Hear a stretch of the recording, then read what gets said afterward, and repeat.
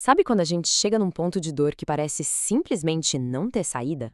Pois é, muitas vezes é exatamente ali, nesse fundo do poço, que as maiores transformações começam.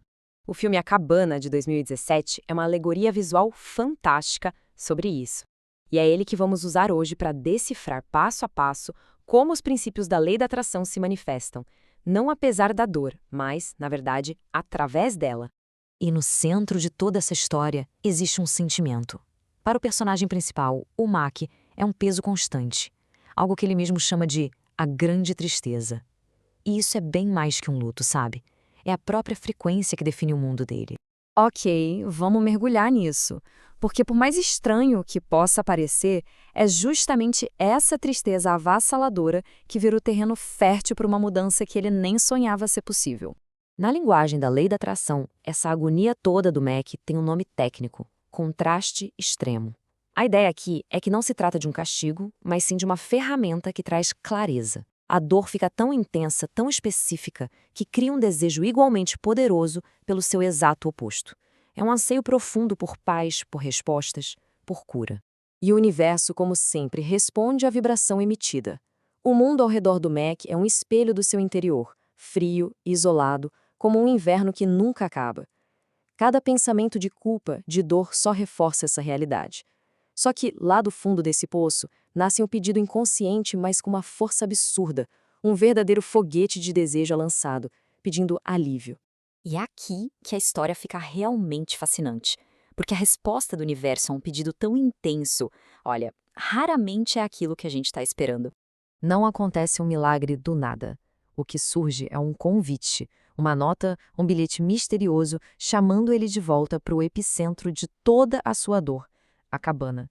É um chamado que desafia qualquer lógica e o força a encarar de frente o seu maior medo. Esse momento é a ilustração perfeita daquela batalha interna que todo mundo conhece, né? De um lado, a mente racional grita: é cilada, é o lugar da sua dor, não vá.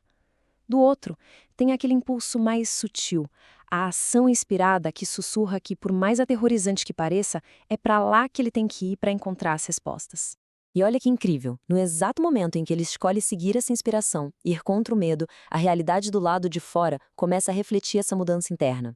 A cabana, que antes era só um túmulo gelado na memória dele, se transforma num paraíso. É a prova visual de que quando a nossa vibração muda, a percepção do mundo ao redor também muda, radicalmente. Agora sim a gente chega no coração da jornada. É aqui que as crenças que sustentavam toda a dor do Mac começam a ser desmontadas, uma por uma. Lá dentro da cabana, o divino aparece para ele de 3 formas, e cada uma tem uma missão bem clara. Papa, com aquela energia materna, vem para curar a imagem ferida de um Deus julgador. Jesus, como um amigo, para mostrar que ninguém caminha sozinho. E Sarayu, que é tipo um sopro criativo, para revelar que existe uma ordem por trás do caos aparente da vida. Uma das lições mais marcantes acontece no jardim de Sarayu. Quando o Mac olha, ele só vê uma bagunça, um emaranhado de plantas e cores sem pé nem cabeça. O que, na verdade, é um reflexo perfeito de como ele enxergava a própria vida. Mas aí, Sarayu oferece a ele uma nova perspectiva. Vista de cima, aquela confusão toda se revela uma mandala perfeita, um desenho super complexo e lindo. É uma metáfora visual genial de que os eventos que de perto parecem aleatórios e dolorosos, na verdade fazem parte de um padrão muito maior, que a gente só consegue entender quando muda o ponto de vista.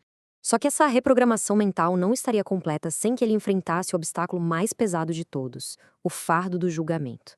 Numa cena muito poderosa, a própria sabedoria coloca o Mac na cadeira de juiz. Pensa na ironia. Ele recebe justamente o poder que sempre cobrou de Deus, o poder de condenar o mal que arruinou a vida dele. E aí vem o teste final. Ele, que é pai, é questionado se seria capaz de condenar um de seus próprios filhos à danação eterna. A pergunta, no fundo, não é sobre o criminoso, é sobre a natureza do coração dele. E nesse instante, a ficha cai. Ele percebe que para julgar ele teria que se encher da mesma escuridão que ele tanto condena. Ele entende que o julgamento não é uma arma, é uma âncora que o mantém preso na dor. E a grande sacada é essa: perdoar não é para libertar o outro, é para libertar a si mesmo da vibração que aprisiona. Ao soltar essa âncora do julgamento, o Mac finalmente abre o espaço vibracional necessário para que a cura que ele tanto pedia pudesse finalmente se manifestar. O ato de enterrar a filha dele se torna o grande símbolo do desapego. É o momento em que ele para de carregar o peso da memória da dor para finalmente conseguir abraçar a leveza da essência do amor, que é o que fica. E aqui a gente vê transformação completa. Veja bem, a realidade externa não mudou. A perda continua lá. O que mudou foi o ponto de partida interno do Mac. Ele trocou a frequência da culpa e da dor pela frequência da gratidão e da presença. E como resultado, a experiência de vida dele se restaura, reconectando-o com as pessoas que ele ama. A jornada do Mac, no fim das contas, deixa uma reflexão muito profunda pra gente. A história toda sugere que talvez aquele nosso ponto de maior dor, o lugar que a gente mais evita, talvez seja exatamente ali o portal para nossa cura mais profunda.